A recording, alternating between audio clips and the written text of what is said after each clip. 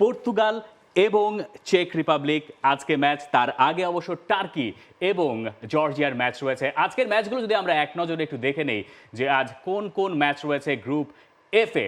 প্রথমেই রাত 10টায় জর্জিয়া এবং টার্কি, যে জর্জিয়া প্রথমবারের মতো এসছে ইউরোটা খেলতে, আর এর পরপরই রাত 1টায় যে ম্যাচের দিকে বেশিরভাগ লোকের হয়তো নজর থাকবে, পর্তুগাল এবং চেকিয়া। পর্তুগাল 2016-র চ্যাম্পিয়ন, ক্রিস্টিয়ানো রোনালদোর সম্ভবত শেষ ইউরো। এই ব্যাপারটা পর্তুগালের উপরে কিভাবে কাজ করতে পারে? অনেক পজিটিভলি করতে পারে। সেটা হচ্ছে যে প্লেয়ারদের সাপোর্টটা, যে তার শেষ ইউরোটা আমরা ওইভাবে ওই পর্যন্ত যাওয়া যায় কিনা, এবং আলটিমেটলি এটা সম্ভব ওদের যে পারফরমেন্স যাচ্ছে। এবং আমি বলবো যে 10টা কোয়ালিফাইং খেলায় বোধহয় 36 goals, 180 shots. So attacking side, এবং আমি বলবো যে অদ্ভুত একজন মাস্টার মাইন্ড কোচ তারা পেয়েছে, রবার্টো মার্টিনেজ।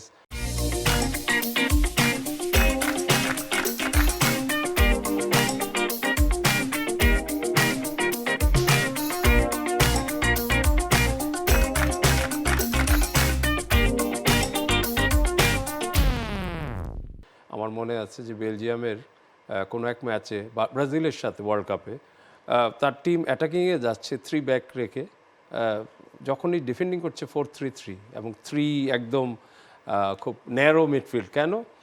নেইমার, কুটিনিও ওরা যেন ওখানে রোম করতে না পারে। তো আমি বলবো যে খুব ভালো একজন ট্যাকটিক্যাল কোচ, এবং দেখার বিষয় হচ্ছে যে এখন কীভাবে খেলবে, 3 ব্যাক নিয়ে খেলবে না ব্যাক 4 নিয়ে খেলবে, এটা ডিটারমাইন করবে অনেকগুলি প্লেয়ার, এবং অনেক অনেক ট্যালেন্টেড প্লেয়ার্স এই টিমটা। টিটো ভাই, আমার একটু জানার বিষয় হচ্ছে যে রোনালদোর তার ষষ্ঠ ইউরো, এটা একটা রেকর্ডও বটে, এবং তার দলে তার রোলটাও কিছুটা চেঞ্জ হয়েছে ডেফিনেটলি কিছুটা।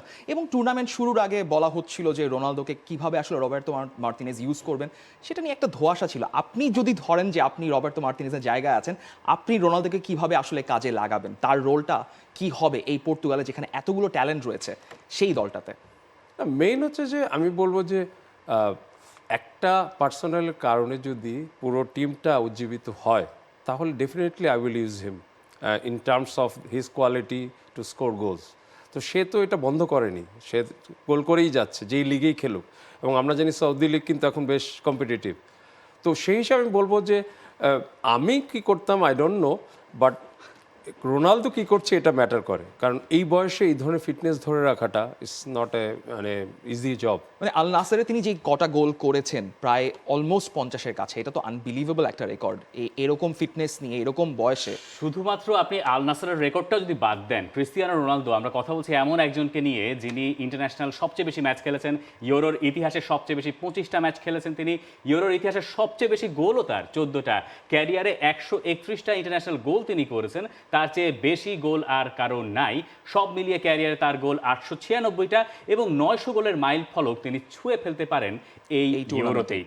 এরও আগে আমরা দেখেছি যখন তিনি পর্তুগাল থেকে দেশে এসছেন, মানে জার্মানিতে যে দেশটায় ইউরো হচ্ছে, এরপর থেকে তাকে ঘিরে যে উন্মাদনা, ইনফ্যাক্ট আমি কয়েকটা ছবিও দেখছিলাম, ট্রেনিং গ্রাউন্ডে পুরোটা টিকিট বিক্রি করা হয়েছে এবং সেটা পুরোটা ভরে গেছে। রোনালদোকে দেখার জন্য সবাই আসছেন, কোথাও কোথাও ট্রেনিং গ্রাউন্ড থেকে দেখতে পাচ্ছি যে উপর থেকে মানুষ টপকে রোনালদোর কাছে যাচ্ছেন। এই ব্যাপারগুলো একই সঙ্গে যখন রুবেন দিয়াজকে আগের ম্যাচের আগের দিন জিজ্ঞাসা করা হলো যে রোনালদোকে নিয়ে আপনি কি ভাবছেন, তখন তিনি বলছেন রোনালদো তাদের দলের ইন্সপিরেশন, ক্যাপ্টেন যা করবেন তাকেই তারা ফলো করবেন। এখানেই তো পরিষ্কার বার্তা আছে তারা কার জন্য ইউরো জিততে চান। Definitely undisputed leader. আমরা যদি 2022 সালে যেই দলটার কথা বলছি, আর্জেন্টিনার কথা বলি, সেখানে মেসিকে যেভাবে দেখা হয়েছে অ্যাজ এ টিম লিডার, পর্তুগালে কিন্তু রোনালদোর ভূমিকাটা এখন ঠিক ওরকমই। এবং ডেফিনেটলি পর্তুগালের জন্য যেভাবেই তারা খেলুক না কেন টুর্নামেন্টে, রোনালদোর ভূমিকাটা on the field, of the field I think সবচেয়ে ইম্পর্টেন্ট। এটা নিয়ে মনে হয় কেউই খুব একটা সন্দেহ পোষণ করবেন না, করার তেমন কোনো কথা নয়। পর্তুগালের রোনালদো বাদেও যদি বাকি স্কোয়াডের দিকে আমরা তাকাই, যথেষ্ট স্ট্রং। যদি ক্রিস্টিয়ানো রোনালদো এইবার ইউরোতে 5টা বা 6টা গোল করে ফেলেন, তাহলে ইউরো জিততে আর বাধাটা কোথায় পর্তুগালের? না, they can go all the way. Actually হচ্ছে যে টুর্নামেন্ট জেতার জন্য যেটা খুব জরুরি সেটা হচ্ছে যে আপনার প্লেয়াররা ফিজিক্যালি মেন্টালি ফিট থাকা until the 7th match, plus হচ্ছে যে কোনো ধরনের সাসপেনশন এবং ওই ধরনের ইনজুরি না থাকা। তো আমি মনে করি যে এই টিমটাতে সব ফিট প্লেয়ারগুলি এবং আমি বলবো যে বার্নার্দো সিলভা, ব্রুনো ফার্নান্দেজ, এই দুইটা প্লেয়ার যা করতে পারে এটা সহজে দেখা যায় না কোনো এই ধরনের ক্যালিবারের প্লেয়ার। ওরা কিন্তু হামেশাই দেখা যাচ্ছে যে রোটেট করতেছে তাদের পজিশন, হয়তো ভিতরে চলে আসে, ফার্নান্দেজ চলে যায়। তো আমি বলবো যে বাধা নাই, বাট একটা জিনিস হচ্ছে যে টুর্নামেন্টে আপনার you need at the end you need luck. For more updates, subscribe to our YouTube channel and click on the bell icon.